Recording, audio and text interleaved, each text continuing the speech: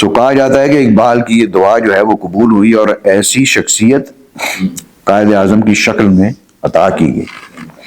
لیکن اس دعا کو مانگے ہوئے 15 سال کا عرصہ جو ہے وہ گزر جاتا ہے اور علامہ خطبہ الہ آباد لکھتے ہیں 1930 میں, اور اس میں کہتے ہیں کہ I lead no party, I follow no leader.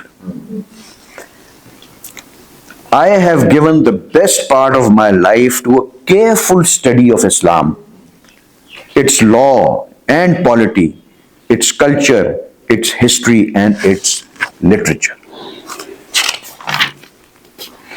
یہ وہ دور تھا جب کہ ساری دنیا پہلی جنگ عظیم کی تباہی دیکھ چکی تھی اور اب دوسری جنگ عظیم کے لیے تیار کھڑی تھی. دنیا امپیریلزم, کولونیلزم اور کیپٹلزم کے نتائج کو دیکھ چکی تھی جن کا واحد اور مشترکہ مقصد ایک ہی تھا, کمزور ممالک کی دولت, علاقوں اور وسائل پر قبضہ اور اپنی قوت میں اضافہ کرنا. سو ان کے زمانے میں وہ لیگ آف نیشنز جو تھی وہ بنی تھی, وہ جو کہ بالکل جو ہے وہ بے وقت ثابت ہوئی تھی. اگر دیکھا جائے تو اس وقت یونائٹڈ نیشنز کا بھی ایسا ہی حال ہے. سو اس صورتحال پر تبصرہ کرتے ہوئے علامہ فرماتے ہیں کہ مغرب کے اوپر کامنٹ کرتے ہیں کہ شرع یورپ بھی نزا و کیل و کال بر را کرداست بر گرگان حلال, کہ یورپ کی جو شریعت ہے, اس کا قانون جو بھی انہوں نے اپنے جو بھی بنایا ہے, اس نے بلا جھجک اور بغیر کسی وجہ کے بھیڑیوں کو بھیڑوں کا خون کرنے کی اجازت دے دی ہے.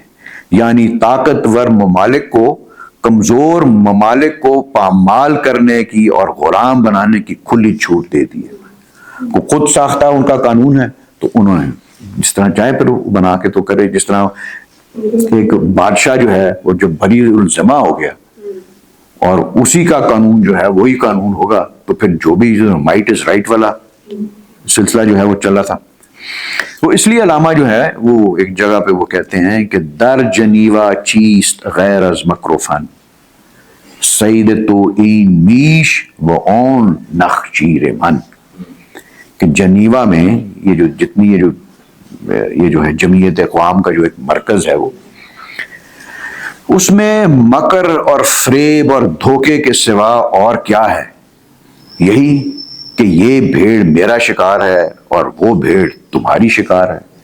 یعنی کہ یہ جو مغربی ممالک ہیں یہ اس کو کمزور ممالک کو آپس میں اس طرح ڈسٹریبیوٹ کر رہی ہیں جس طرح وولفز بھیڑوں کو اپنے کھانے کے لیے ایک دوسرے میں تقسیم کریں.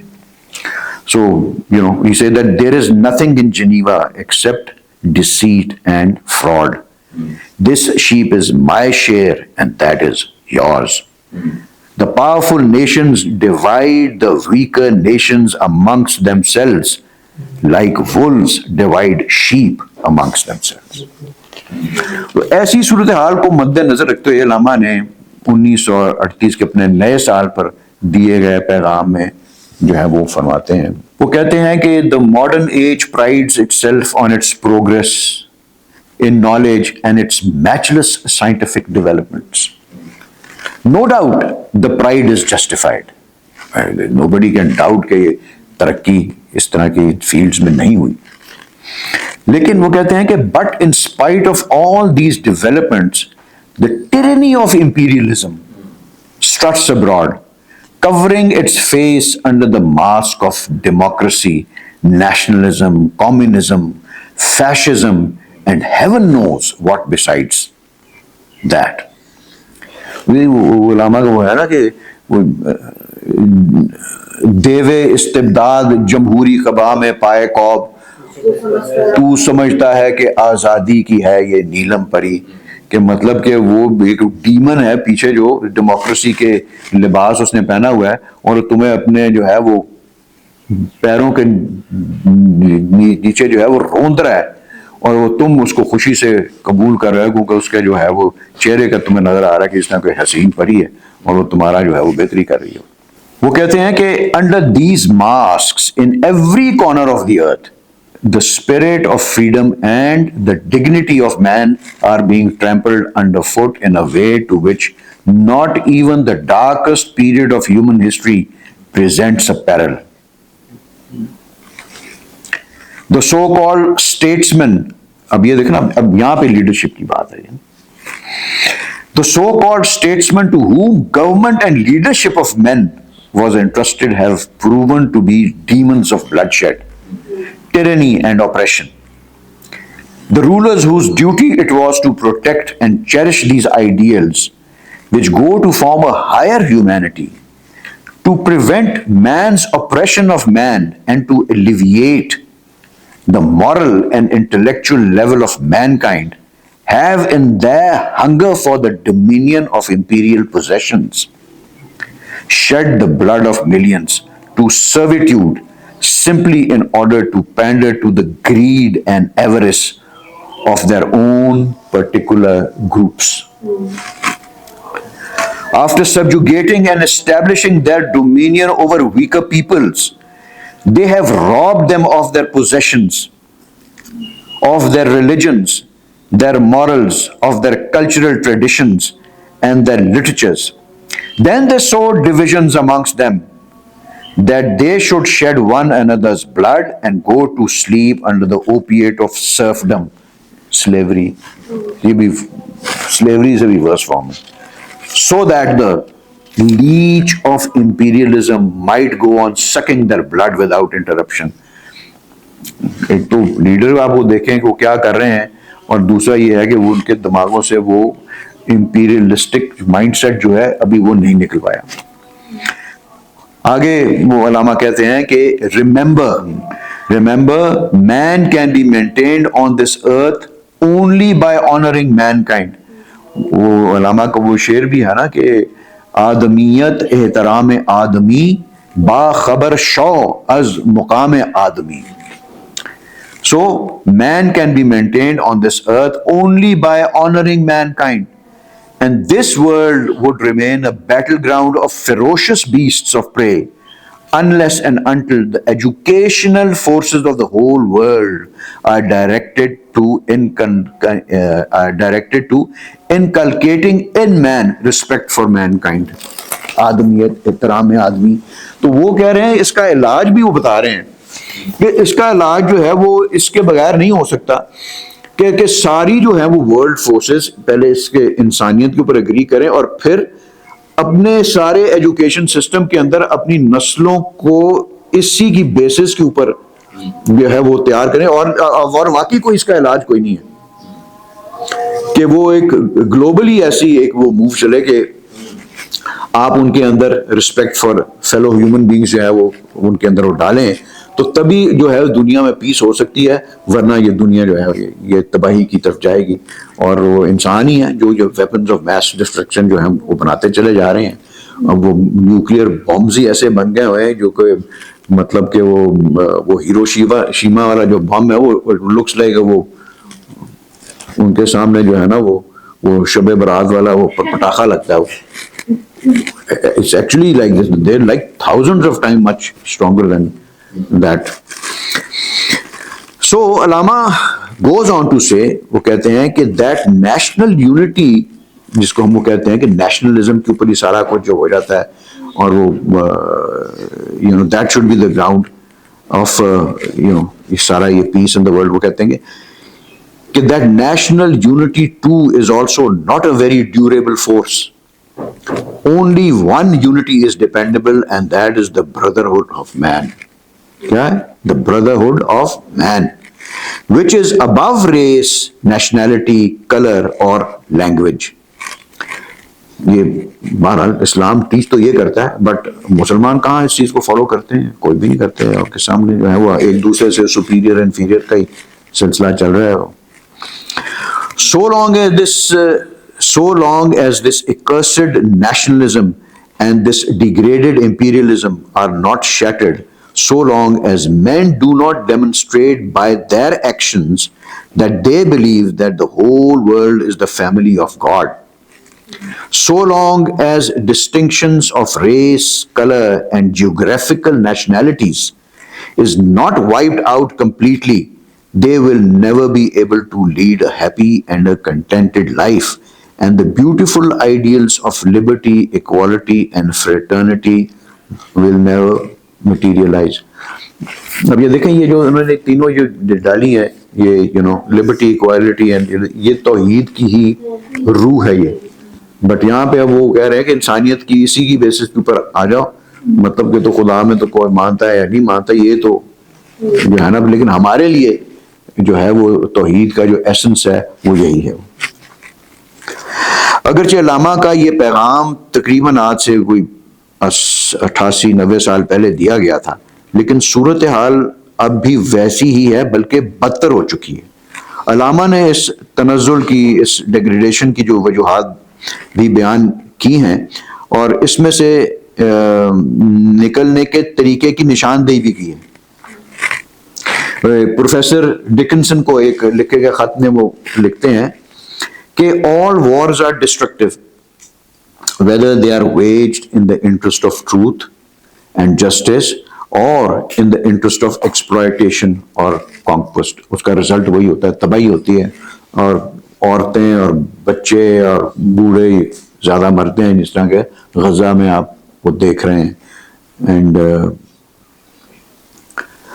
سو وہ علماء کہتے ہیں کہ they must be put an end to.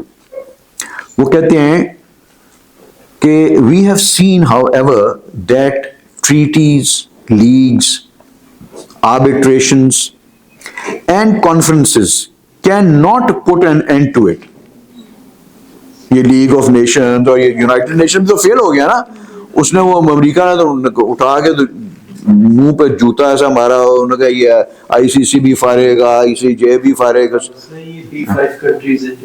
ہاں, سو مطلب کہ I think it's like a negation of their own principle of democracy, جہاں پہ وہاں پہ وہ one vote for one country یا جس طرح one vote for one person والا ادھر ان کو سوٹ نہیں کرتا, وہاں پہ وہ نہیں اپلائی کرتے وہ. سو اینی وے, تو وہ کہہ رہے ہیں کہ as we have seen however the treaties, leagues, arbitrations and conferences cannot put an end to all these wars. Even if we secure these in a more effective manner than before, ambitious nations will always, substitute more peaceful forms of exploitation of races supposed to be less favored or less civilized. The truth is that we, اب یہ علامہ جو بات کرتے ہیں, جب آپ کا یہ جو سٹریس آتا ہے کہ وہ پرسنالٹیز کے اوپر آتا ہے, وہ کہتے ہیں the truth is that we stand in need of a living personality to solve out social problems, to settle our disputes and to place international morality on a surer basis.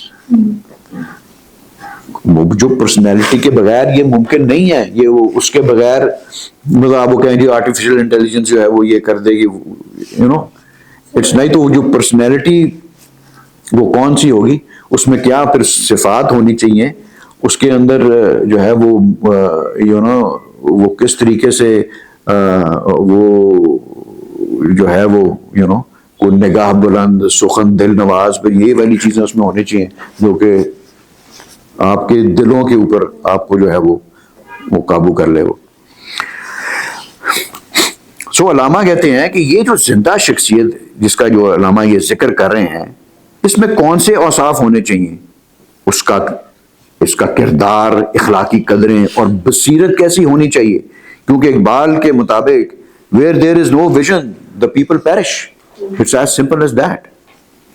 اگرچہ اقبال نے تو اپنے زمانے کے عالمی صورتحال پر تبصرہ کیا ہے, اگر ہم موجودہ دور پر نظر ڈالیں تو صورتحال اب بھی ویسی کی ویسے ہی ہے بلکہ بدتر ہے. طاقتور مغربی ممالک فلسطین کے مکمل خاتمہ کرنے پر تلے ہوئے ہیں. اس قسم کے دوہرے معیار اور منافقت کی کبھی بھی دیکھنے میں جو ہے وہ کبھی بھی دیکھنے میں نہیں آئی. اس کے علاوہ مسلمان ممالک کی اس مسئلے پر خاموشی, ان کی بے عملی اور منافقت بھی عیاں ہو کر سامنے آ گئی ہے. یہ اس دن میں ایک لیکچر جو تھا وہ سن رہا تھا آن یوٹیوب، تو آئی کیم اکراس دس، جن کا جو اس گفتگو میں شامل تھی، ان کا نام ہے ڈاکٹر فرا الشریف، اور انہوں نے موجودہ جو آپ کے جو مسلمان رولرز ہیں ان کے اوپر وہ آج کا جو لیٹسٹ جو ہے 2 ہفتے پہلے میں نے سنا اس کا، وہ کیا کہتی ہیں. Commenting on present day Muslim rulers, Dr. Farah al-Sharif, a PhD from Harvard and a scholar of Near Eastern languages and civilizations, وہ لکھتی ہیں کہ the Muslim world has been tested with the weakest, most corrupt and most hypocritical scholars and rulers, because as a community our priorities have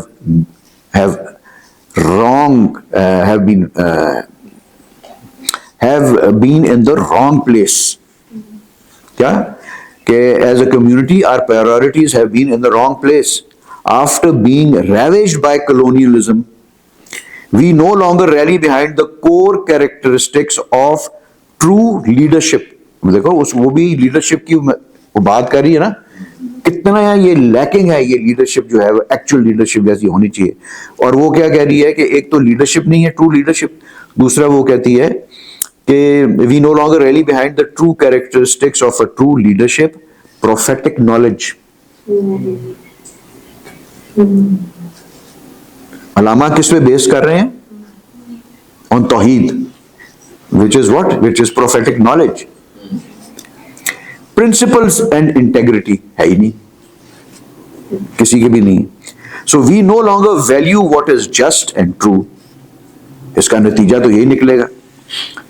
We chase after the fickle mirages of autocratic power, wealth, charisma and status.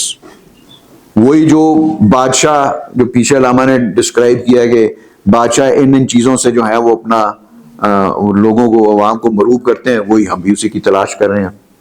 ہم پتہ نہیں ہو ہمارے فطرت میں گھس گیا ہو. سو وہ کہتی ہے کہ this was our down fall.